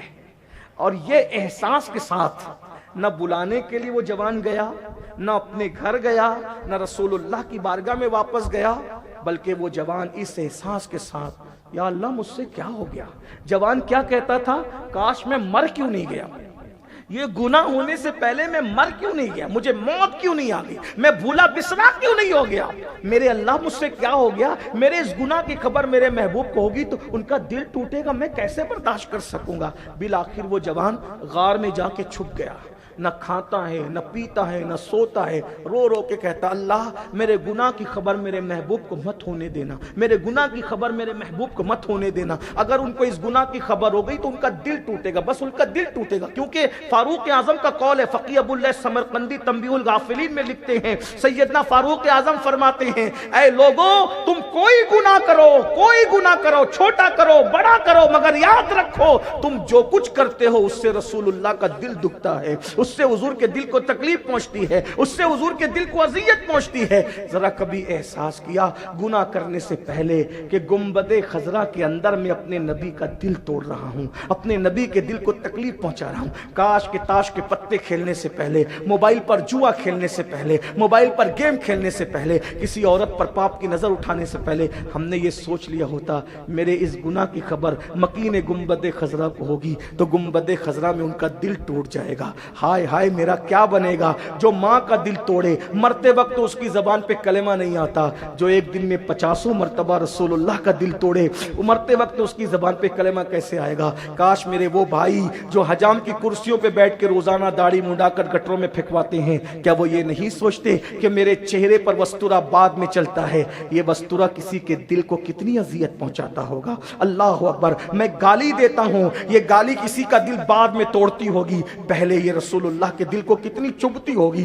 بلکہ ایک بات کہہ دوں, اللہ اکبر, عاشقوں کی محفل میں بیٹھا اس لیے کہنے میں حرج نہیں, طائف کی وادیوں میں نبی کو جو پتھر مارے جاتے تھے وہ نبی کے جسم کو چھلنی چھلنی کرتے تھے, لیکن ہمارے گناہ نبی کے جسم کو نہیں بلکہ نبی کے دل کو چھلنی چھلنی کرتے ہیں. آج لوگ کہتے ہیں مولانا اللہ نے ہم سے خوشیاں کیوں چھین لی. میں نے کہا جو قبر انور میں اپنے نبی کا دل دکھا دکھائے اللہ اس قوم کو خوشیاں کیسے دے گا؟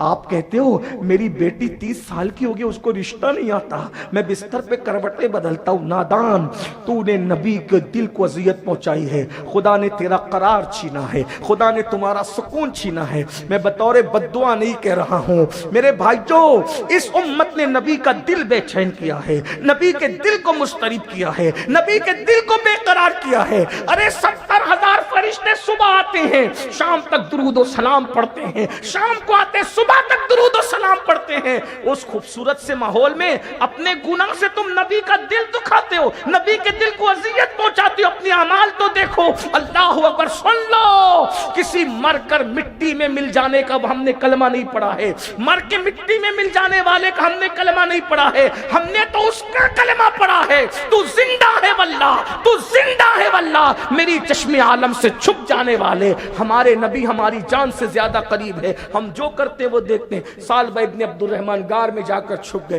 روتے ہیں روتے ہیں، اللہ میرے گناہ کی خبر میرے حبیب کو مت ہونے دینا۔ حضور کی عادت تھی، حضور کی ایک عادت تھی۔ میں اکثر اپنے مبلغین دوستوں سے کہتا ہوں ہم حضور کی بہت سی سنتوں کو زندہ کرتے ہیں، کسی دن اس سنت کو زندہ کر کے دیکھو۔ ہم نے امامہ باندھا، مسواک کی، کھانے سے پہلے نمک چکھے، بہت سنت زندہ کی۔ ایک سنت زندہ کیجئے سب لوگ۔ حضور کی سنتوں میں ایک سنت یہ تھی، حضور سب کو یاد رکھتے تھے، کسی کو بھولا نہیں حضور نے۔ اور محفل میں اگر 1-2 دن کوئی نہیں آیا نا، حضور پوچھتے تھے وہ فلاں نہیں آیا، اس کو لاؤ۔ بلکہ اگر ایک نماز میں کوئی بندہ نہیں دکھتا، دوسری نماز میں پوچھتے کہ وہ نظر نہیں آ رہا ہے، اور تیسری نماز سے پہلے حضور اس کے گھر پہنچ جاتے تھے، بھائی کیوں نہیں آ رہے ہو، چلو۔ کاش کہ حضور لوگوں کے گھر تک جاتے تھے، ہم تو کسی کی پرواہ ہی نہیں کرتے۔ آج ہمارا بہت خوبصورت ڈائلاگ ہے، ارے مجھے کسی کی پرواہ نہیں ہے۔ یاد رکھنا خود غرضو،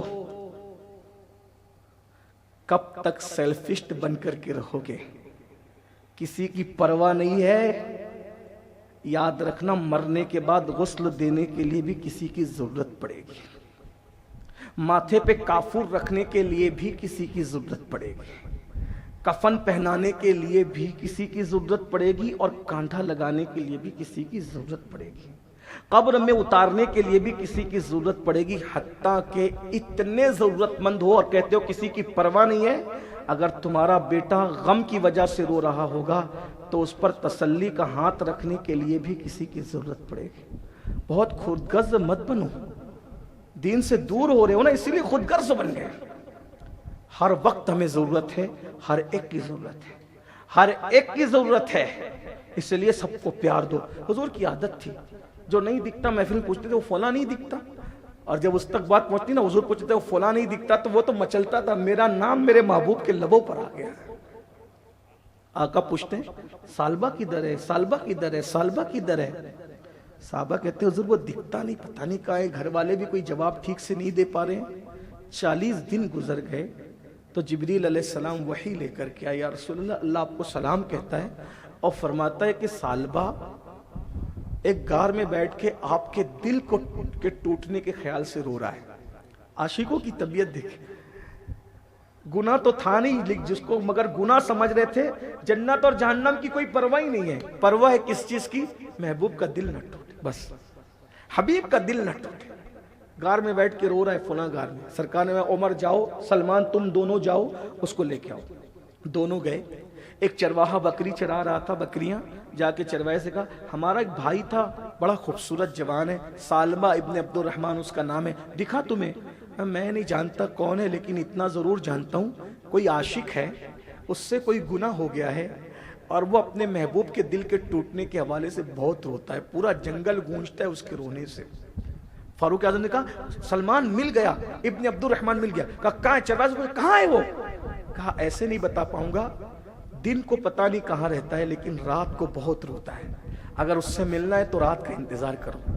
دونوں جنگل میں رکے رہے، رات ہوئی، جب رات کا سناٹا چھا گیا تو اچانک کسی کی آہو بکا نے سناٹے جنگل کو ختم کیا۔ جنگل کا سناٹا کسی کی آواز سے ختم ہوا، اور زور زور سے چلانے اور رونے کی آوازیں، مولا مجھے معاف کر دے، میرے محبوب کو میرے گناہ کی خبر مت ہونے دینا ورنہ ان کا دل ٹوٹے گا۔ میں سب برداشت کر سکتا ہوں، مولا اگر عشق و محبت کے جملوں میں کہوں تو اگر تو سزا دینا چاہے تو مجھے سزا بھی دے لے، لیکن میرے محبوب کو میرے گناہ کی خبر مت ہونے دینا، ورنہ ان کا دل ٹوٹے گا۔ میں محبوب کا دل ٹوٹنا گوارا نہیں کر سکتا۔ گئے، لپٹ گئے سالبہ سے، سالبہ کیا حال بنا رکھا ہے، چلو حضور بلا رہے ہیں۔ پہلا سوال، عمر بتاؤ نا کیا میرے گناہ کی خبر حضور کو پہنچ گئی؟ مجھے کچھ نہیں پتا، حضور نے بلایا چلو۔ کہتے ہیں عمر ایک احسان کرو نا۔ کیا؟ میں حضور کا سامنا نہیں کر پاؤں گا کیونکہ میں نے اتنا بڑا گناہ کر لیا ہے، میں حضور کا سامنا نہیں کر سکتا۔ بلایا ہے تو جانا بھی ہے، سامنا بھی نہیں کرنا ہے۔ ایک کام کرو، جب حضور نماز پڑھائے نا تب مجھے لے کے چلنا تاکہ حاضری بھی ہو جائے اور سامنا بھی نہ ہو۔ فاروق اعظم نے کہا بہت اچھا۔ یہاں کاش کہ امین القادری جیسے شخص کو احساس ہو جائے، جب ہم سوچتے ہیں نا کہ قیامت میں حضور کا سامنا ہوگا تو ہم نعرے لگاتے حضور کا سامنا ہوگا، حضور کا سامنا ہوگا۔ کاش کہ سالبہ سے سیکھ لیتے، ایک ناکردہ جرم کا احساس، اور سالبہ کہتے ان کا سامنا نہیں کر پاؤں گا۔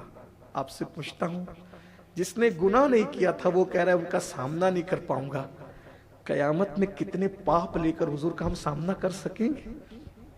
اگر اللہ نہ کرے، اللہ نہ کرے ایسا ہوا، اللہ نہ کرے، اللہ کسی دشمن کو بھی وہ وقت نہ دکھائے، آپ کو کبھی نہ دکھائے، ہمیں کبھی نہ دکھائے، کسی دشمن کو نہ دکھائے، حضور سے سامنا ہو گیا اور حضور نے کہا مکار، جھوٹے، میرے عشق کا دعویٰ کرتا تھا اور مسجدوں کو تو نے ویران کر رکھا تھا، رمضان شریف میں روزے نہیں رکھتا تھا، تیرے گھر کے اندر زنا کی فلمیں چلتی تھی، تیری بیٹیاں ولیمے میں بے پردہ گھومتی تھی اور میرے دل کو دکھاتی تھی، اور اللہ نہ کرے یہ جملے کہہ کر حضور نے چہرہ پھیر لیا۔ اگر چہرہ پھیر لیا، ان کے کرم سے ایسی امید نہیں، لیکن ان کی غیرت بہت تڑپاتی ہے بھائیو۔ جو ان کی غیرت جانتے ہیں انہیں پتا ہے، میرے امام کہتے ہیں ہائے ہائے ہائے، نہیں وہ میٹھی نگاہ والا، خدا کی رحمت ہے جلوہ فرما، غضب سے ان کے خدا بچائے، جلال باری عتاب میں ہے۔ ان کو جلدی غصہ نہیں آتا تھا، لیکن غصہ آتا تھا تو دشمنوں پر نہیں آتا تھا، غصہ آتا تھا تو اپنوں پر آتا تھا۔ اور اپنوں پر کیوں آتا تھا؟ جب ان کو خلاف شرع کام کرتے دیکھتے تھے تو انہیں غصہ آتا اور غصے سے چہرہ لال ہو جاتا تھا۔ ایک مرتبہ ام المومنین سیدہ عائشہ صدیقہ نے صرف دیوار پہ پردے لٹکا دیے، حضور نے منہ پھیر لیا۔ ام المومنین سیدہ خدیجہ کے بعد سب سے چہیتی بیوی ہے، حضور نے ان سے منہ پھیر لیا، انہوں نے فوراً پردے ہٹا دیے، کہا عائشہ ہم دیواروں کو کپڑے نہیں پہناتے، دروازے پہ پردے لٹکاتے، دیواروں پہ نہیں لٹکاتے۔ یہ تو عائشہ صدیقہ ہیں، ان سے زیادہ پیار حضور نے جس سے کیا، زبان میں وہ طاقت کہاں سے لاؤں کہ یہ بھی کہہ دوں؟ پورے خاندان میں، پوری مخلوق میں سب سے زیادہ پیار حضور نے جس سے کیا ہے، اس ذات کو سیدہ فاطمۃ الزہرا کہا جاتا ہے۔ ایک دن ان سے بھی منہ پھیرا، ایک دن اگر یہ حدیث میں نہ آتا تو میری ہمت نہیں تھی یہ بات کہ ایک دن سیدہ سے منہ پھیرا۔ کس وجہ سے؟ سیدہ نے سونے کا کنگن پہن لیا، سونے کا، حضور نے منہ پھیر لیا، جیسے منہ پھیر کے چلے گئے، فرمایا بلال یہ کنگن لے بیچ دے اور مدینے کے غریبوں میں تقسیم کر دے اس کو۔ پھر آقا آئے، مسکرائے، بابا آپ منہ پھیر کے چلے گئے تھے، ہاں میری بیٹی، سونا حرام تو نہیں ہے عورت کے لیے، لیکن محمد کی بیٹی کی یہ شان نہیں ہے کہ وہ سونا پہنے، حرام نہ تھا عورت کے لیے سونا پہننا، لیکن شایان شان نہ تھا، حضور نے منہ پھیرا۔ اپنوں کے ساتھ یہ غیرت ہے، جگر مراد آبادی نے کہا تھا نازک ہے بہت غیرت سلطان مدینہ۔ میرے بھائیوں، ام المومنین سیدہ عائشہ سے منہ پھیرا، اس لیے چہرہ پھیرا اس لیے کہ پردے لٹکا دیے، اور سب سے چہیتی لاڈلی بیٹی نے سونے کا کنگن پہن لیا۔ ناراض نہیں ہوئے، تعلیم امت کے لیے اپنی شہزادی سے چہرہ پھیر لیا۔ اور قیامت میں اللہ نہ کرے اتنے پاپ لے کر جاؤ گے اگر وہ منہ پھیر لے، سچ کہنا اگر اپنی آخرت سے محبت ہے تو سچ کہنا، اپنے آپ سے محبت ہے تو سچ کہنا، اگر واقعی جنت میں جانے کے معاملے میں سنجیدہ ہو تو سچ کہنا، اگر واقعی محمد الرسول اللہ کی غلامی میں کی اہمیت جانتے ہو تو سچ کہنا۔ اگر وہ چہرہ پھیر لے کیسے مناؤ گے؟ خدا ناراض ہو تو ان کے وسیلے دے کے منا لیں گے، لیکن اگر وہ ناراض ہو جائیں، سب نے صفِ محشر میں للکار دیا ہم کو، اے بے کسوں کے آقا اب تیری دعائی ہے، وہی تو سب کچھ ہے اللہ رب العزت کے بعد۔ ذرا غور کر لیتے۔ بہرحال سالبہ نے کیا کہا؟ بلایا ہے جا تو رہا ہوں لیکن سامنا نہیں ہو سکے گا۔ اچھا ٹھیک ہے چلو۔ حضور فجر کا وقت آیا، حضور علیہ السلام نماز پڑھا رہے تھے، سالبہ اور فاروق اعظم سب صف میں کھڑے ہو گئے۔ جیسے حضور علیہ السلام کی قرات کی آواز سالبہ کے کان میں آئی، بے ہوش ہو کے زمین پہ گر پڑے۔ کیسے سامنا کروں گا؟ نماز پڑھائی، آقا نے پوچھا سالبہ کدھر ہے؟ اس کی آقا وہ بے ہوش پڑا ہے۔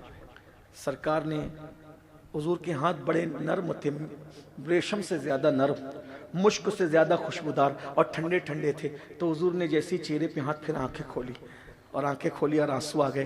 آقا میرے گناہ کی خبر تو آپ کو نہیں پہنچی، آپ کا دل تو نہیں دکھا نا؟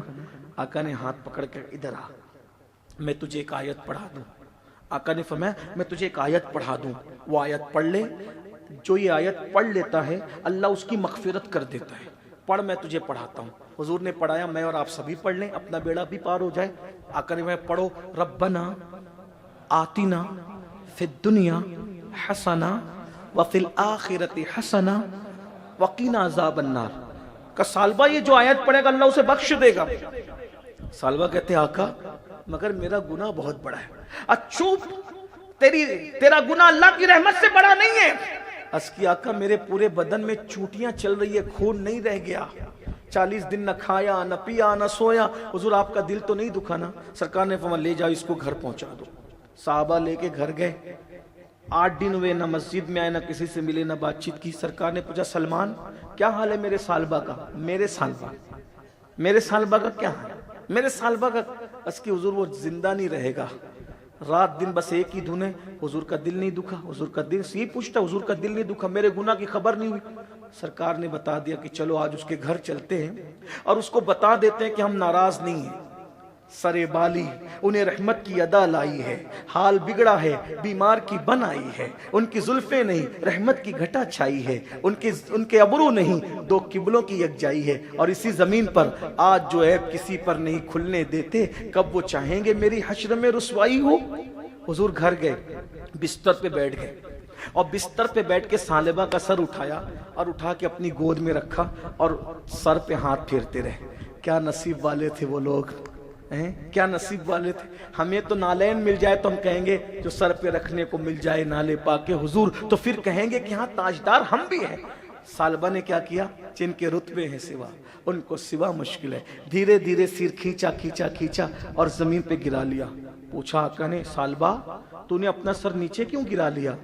آقا یہ سر میں جو 2 آنکھیں ہیں نا وہ بہت پاپی ہے، ان آنکھوں نے بہت بڑا پاپ کر لیا ہے۔ آقا یہ آنکھیں جس سر میں ہو وہ سر آپ کے پاکیزہ گود میں رہنے کے قابل نہیں ہے۔ حضور نے پھر سر اٹھایا، پھر گود میں رکھا، پھر نیچے گرا لیا۔ محب اور محبوب کے درمیان یہ دل ربانہ انداز قدرت نے دیکھا، جبریل کو بھیجا، جبریل جاؤ محبوب سے کہہ دو، محبوب تیرے دل کا خیال کر کے احساس کی وجہ سے یہ سالبہ اتنا رویا کہ سالبہ سے ہمیں پیار ہو گیا، اور اس سالبہ سے کہہ دو جو محبوب کے دل کا خیال کر کے اتنا روئے، اگر یہ پوری کائنات کے برابر بھی گناہ لے کر آئے تو بھی میں اس کو بخش دوں گا، کیونکہ اس نے رویا اتنا نا آپ کے دل کا خیال کر کے، پوری کائنات کے برابر پاپ کر کے تو بھی اسے بخش دوں گا۔ آقا نے کہا سالبہ دیکھ اللہ نے تیرے لیے کیا بات بھیجی ہے، کیسی بشارت بھیجی ہے، دیکھ۔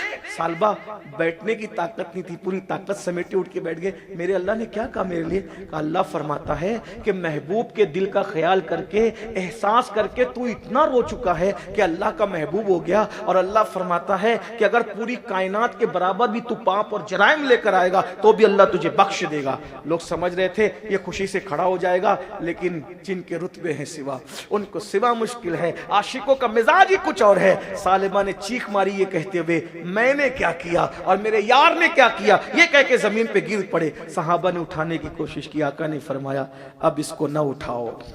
ایک ناکردہ جرم کے احساس نے اس کی جان لے لی ہے.